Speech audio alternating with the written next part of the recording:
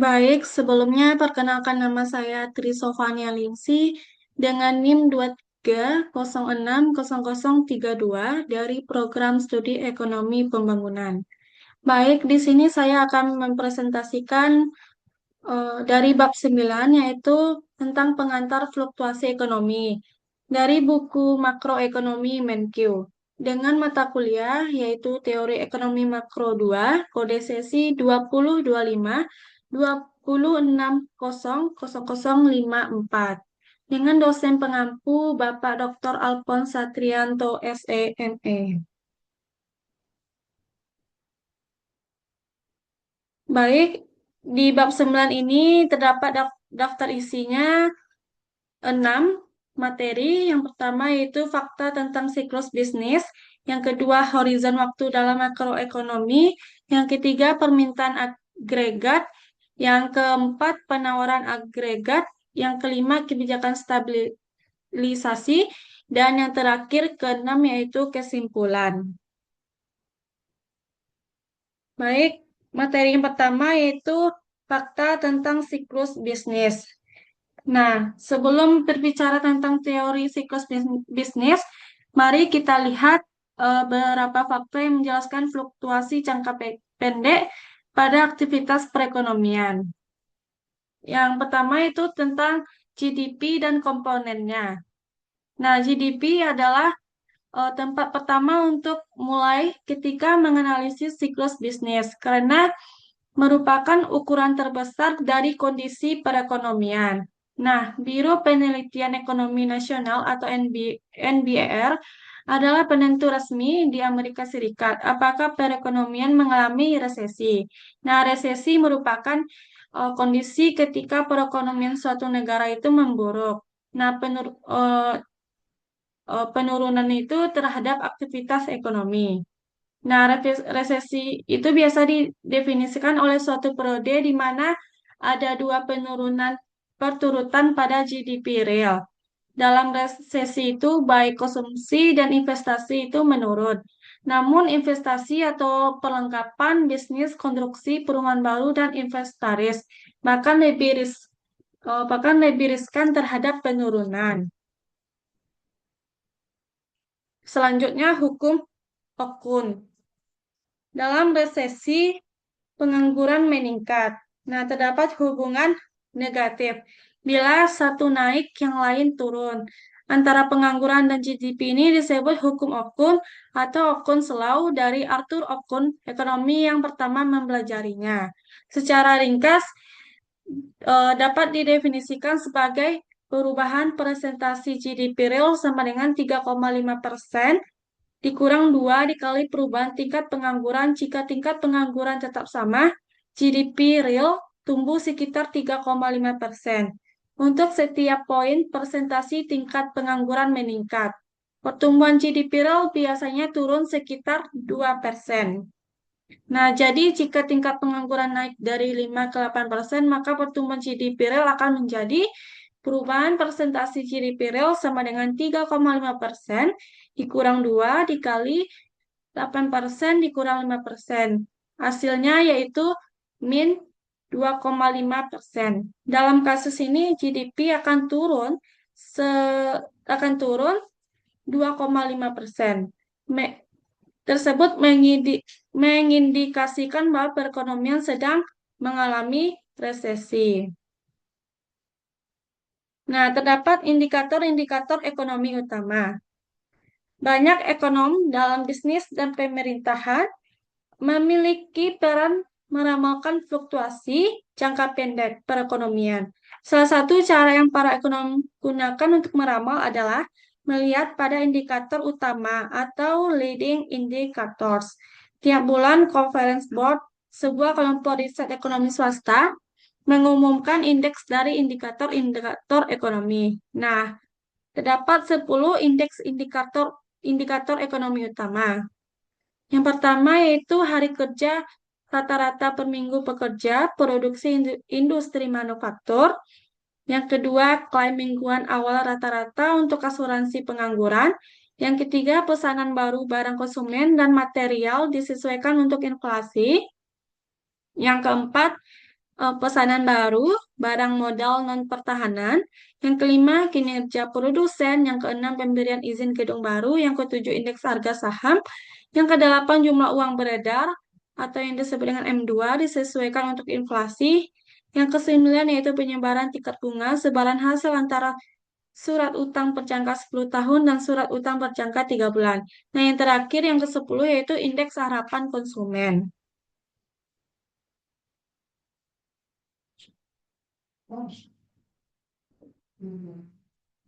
Lanjut, materi yang kedua yaitu tentang horizon waktu dalam makroekonomi.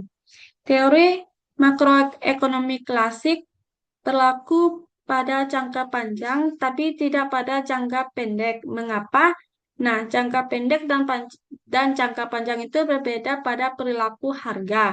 Pada jangka panjang, harga itu fleksibel dan dapat bereaksi pada perubahan penawaran atau permintaan. Nah, pada jangka pendek itu banyak harga yang kaku pada tingkat tertentu. Karena harga itu berperilaku beda pada jangka pendek dan panjang, kebijakan ekonomi memiliki dampak berbeda pada horizon waktu berbeda. Nah, mari kita lihat bagaimana hal ini bisa terjadi.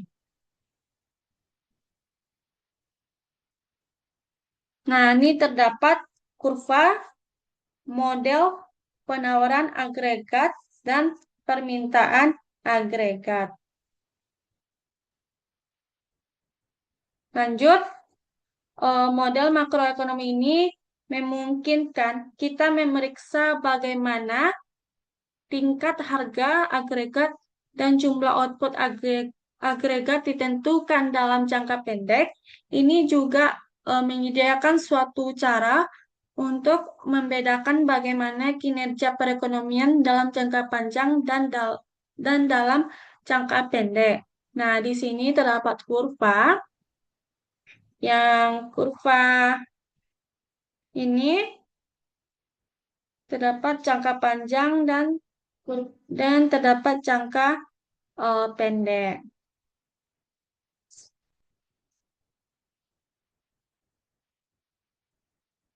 Lanjut, permintaan agregat atau agregat demand dengan simbolnya itu AD adalah hubungan antara jumlah output diminta dan tingkat harga agregat.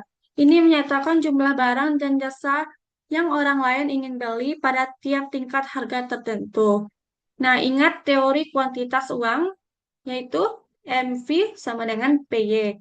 Di mana M itu adalah jumlah uang beredar, V adalah perputaran uang, P adalah tingkat harga, dan Y adalah jumlah output.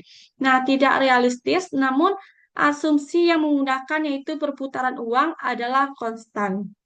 Juga ketika memahami persamaan ini, ingat persamaan kuantitas dapat ditulis ulang dalam istilah penawaran dan permintaan untuk keseimbangan uang real, yaitu M per P sama dengan M per PD sama dengan KY. Nah, di mana K sama dengan 1 per V itu adalah parameter penentu berapa banyak uang orang ingin pegang untuk tiap dolar pendapatan. Nah, persamaan ini menyatakan bahwa penawaran keseimbangan uang M per P sama dengan permintaan dan bahwa permintaan adalah proporsional terhadap output. Asumsi perputaran konstan sebanding dengan asumsi permintaan konstan akan keseimbangan uang real per unit output. Nah, selanjutnya materi yang ketiga itu permintaan agregat. Nah, permintaan agregat terdapat kurva permintaan agregat. Kurva permintaan agregat atau yang simbolnya AD menunjukkan hubungan negatif antara tingkat harga P dan jumlah barang dan jasa yang diminta Y. Digambarkan untuk nilai jumlah uang beredar M tertentu, kurva ini miring ke bawah, semakin tinggi tingkat harga P, semakin rendah tingkat keseimbangan real M per P, dan karenanya semakin rendah juga jumlah barang dan jasa yang diminta Y. Nah, seiring tingkat harga itu menurun, kita bergerak ke bawah sepanjang kurva AD. Tiap perubahan pada M atau P akan menggeser kurva AD. Ingat permintaan output real bervariasi sebanding terbalik dengan tingkat harga. Y naik sama dengan MV per P turun.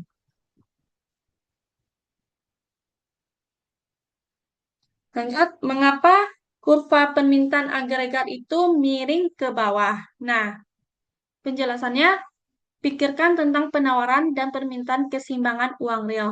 Jika output itu lebih tinggi, orang terlibat transaksi lebih banyak dan butuh keseimbangan real M atau P lebih tinggi.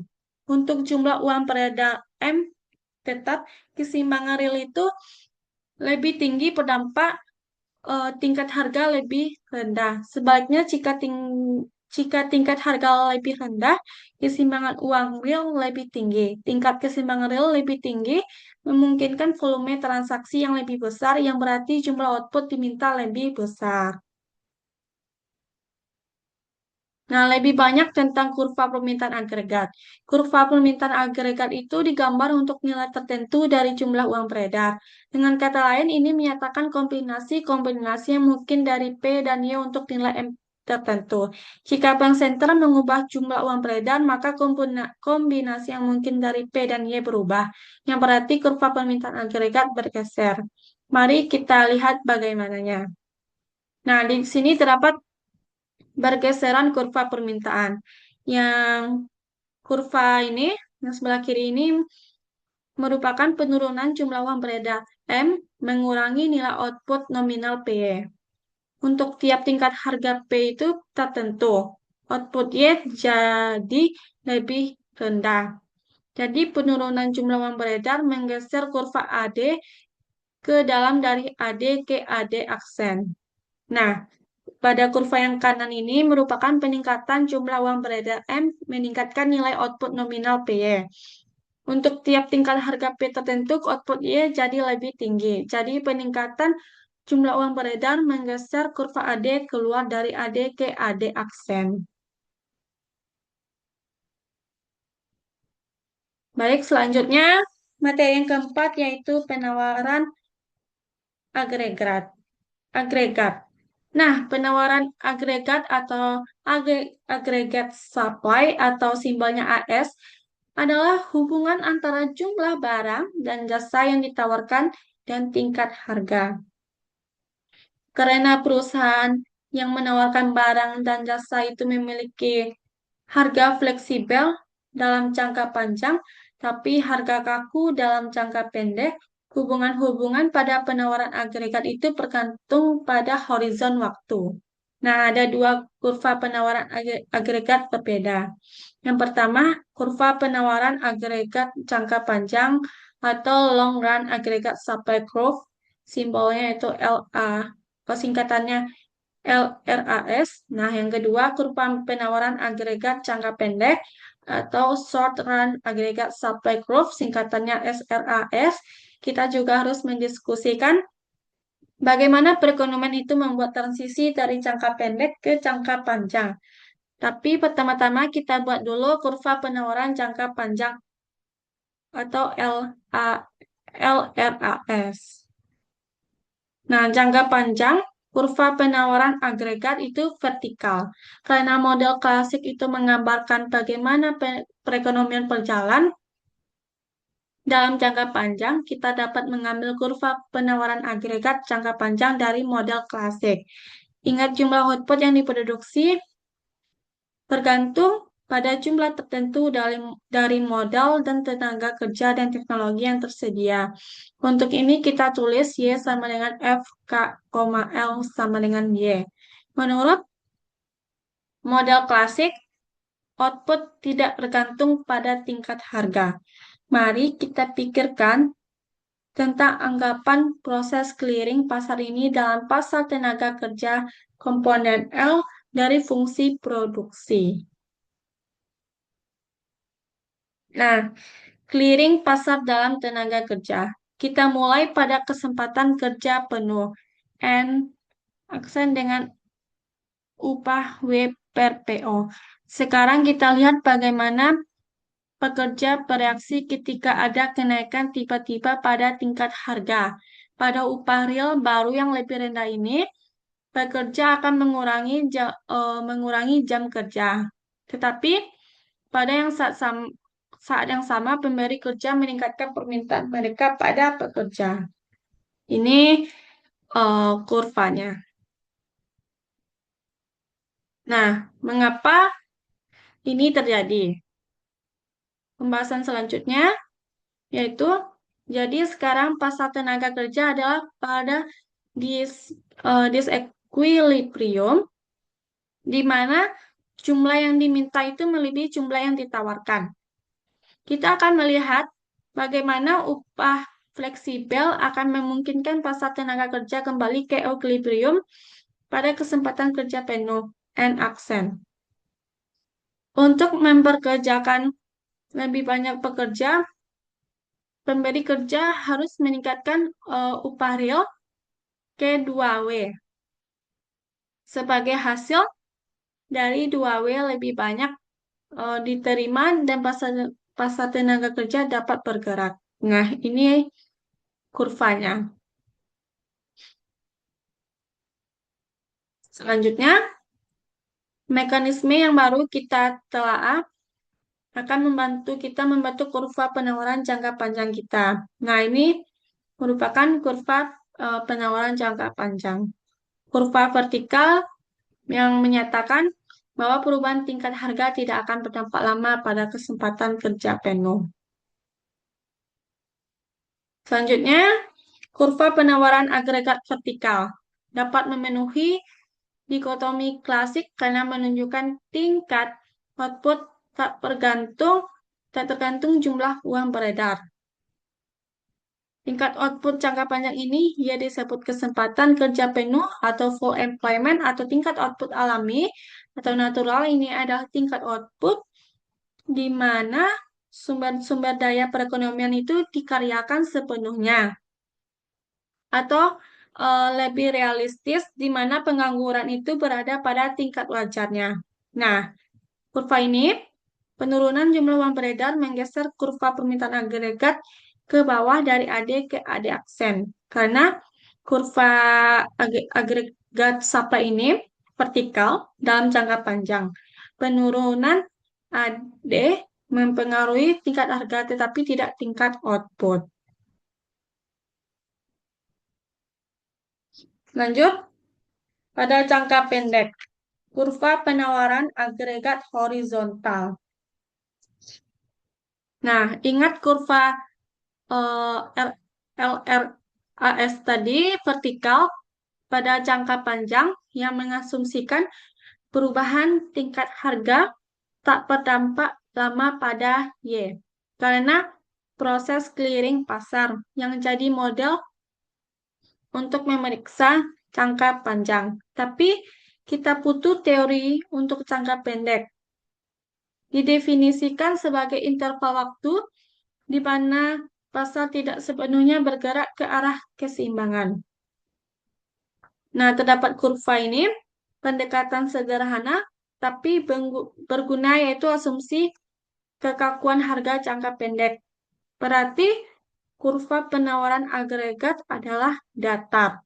Seiring AD bergeser ke AD aksen, kita bergerak pada arah barat ke timur, ke titik B pada kurva penawaran agregat jangka pendek atau SRAS, maka dalam jangka panjang kita bergerak dari B ke C, bergerak ke atas sepanjang AD aksen. Materi yang selanjutnya yaitu tentang equilibrium jangka panjang. Nah, di sini terdapat kurva equilibrium jangka panjang. Nah, dalam jangka panjang, perekonomian ada pada potongan kurva penawaran agregat jangka panjang dan kurva permintaan agregat. Karena harga-harga telah disesuaikan pada tingkat ini, SRAS memotong titik ini pula. Lanjut, penurunan permintaan agregat. Di sini terdapat kurva penurunan permintaan agregat.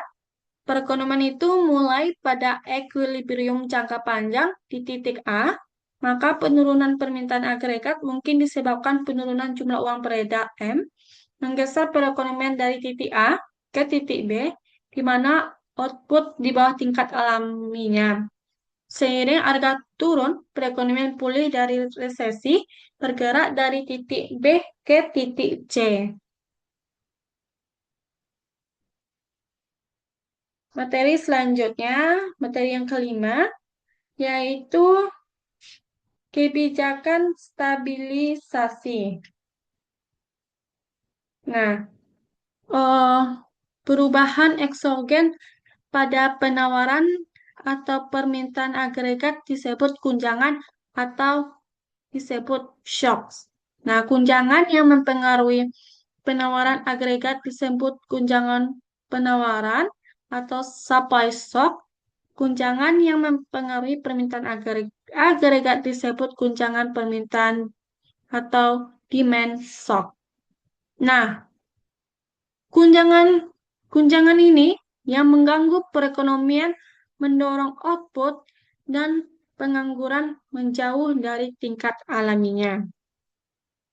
Satu tujuan dari model penawaran atau permintaan agregat adalah untuk membantu menjelaskan bagaimana guncangan menyebabkan fluktuasi ekonomi. Nah, ekonom dapat memakai istilah kebijakan stabilisasi atau yang disebut dengan stabilization policy. Ini merujuk pada aksi kebijakan yang diambil untuk mengurangi tekanan fluktuasi ekonomi jangka pendek. Kebijakan stabilisasi mencoba memperkecil siklus bisnis dengan menahan output dan kesempatan kerja sedekat mungkin dengan tingkat alaminya. Model pada bab ini adalah versi lebih sederhana dari model yang akan kita lihat pada bab-bab berikut selanjutnya. Nah, di sini terdapat kurva guncangan pada permintaan agregat. Di kurva ini menjelaskan perekonomian mulai dari equilibrium jangka panjang terdapat di titik A. Kenaikan permintaan agregat akibat peningkatan perputaran uang menggerakkan perekonomian dari titik A ke titik B, di mana output itu di atas tingkat alaminya. Seiring harga naik, output itu berangsur-angsur kembali ke tingkat alaminya, dan perekonomian bergerak dari titik B ke titik C. Nah, di sini terdapat kurva guncangan pada penawaran agregat. Kurva ini menjelaskan yaitu guncangan penawaran yang dapat meningkatkan biaya dan harga. Jika AD dipertahankan konstan, perekonomian itu bergerak dari titik A ke titik B, mengarah pada stagflasi kombinasi kenaikan harga dan penurunan tingkat output. Akhirnya seiring harga turun, perekonomian kembali ke tingkat alami pada titik A. Di sini terdapat kurva mengakomodasi guncangan penawaran yang memperburuk. Kurva ini menjelaskan yaitu menanggapi guncangan penawaran yang memperburuk. Nah, bank sentral bisa meningkatkan permintaan agregat untuk mencegah penurunan output. Perekonomian bergerak dari titik A ke titik B. Biaya dari kebijakan ini adalah tingkat harga yang lebih tinggi secara permanen. Nah, selanjutnya, materi selanjutnya terdapat kesimpulan. Kesimpulan dari seluruh materi-materi tersebut. Dan kesimpulan pada bab 9 ini. Bab ini memperkenalkan kerangka kerja untuk mempelajari fluktuasi ekonomi, model penawaran agregat, dan permintaan agregat. Model ini dibangun atas asumsi bahwa harga bersifat kaku dalam jangka pendek dan fleksibel dalam jangka panjang. Hal ini menunjukkan bagaimana guncangan terhadap perekonomian menyebabkan output untuk sementara menyimpang dari tingkat ditunjukkan oleh model klasik. Model itu juga menyoroti peran kebijakan moneter. Di satu sisi, kebijakan moneter yang lemah bisa menjadi sumber guncangan terhadap perekonomian. Di sisi lain, kebijakan moneter itu yang dijalankan dengan baik bisa menangkapi guncangan dan dapat menstabilkan perekonomian. Nah, dalam bab selanjutnya, terdapat bab selanjutnya di dalam buku Menkyu ini, kita akan berbarui kembali pemahaman kita tentang model ini dan analisis kita tentang kebijakan stabilisasi. Nah, pada bab 10 sampai bab 12 itu dapat memperdalam kajian tentang persamaan kuantitas untuk memperbarui kembali teori permintaan agregat. Perbaikan ini dapat menunjukkan bahwa permintaan agregat itu bergantung pada kebijakan fiskal serta kebijakan moneter. Nah, bab 13 itu mengkaji bagaimana agregat secara lebih rinci. Nah, selanjutnya pada bab 14 yaitu mengkaji perdebatan tentang keunggulan dan keterbatasan dari kebijakan stabilisasi. Baik, dari kesimpulan ini akan berakhir pula presentasi saya mengenai materi di bab 9. Nah, saya mengucapkan terima kasih dan saya memohon maaf apabila ada kesalahan dan kekurangan dalam menyampaikan informasi. Saya mengucapkan terima kasih. Saya mengucapkan terima kasih.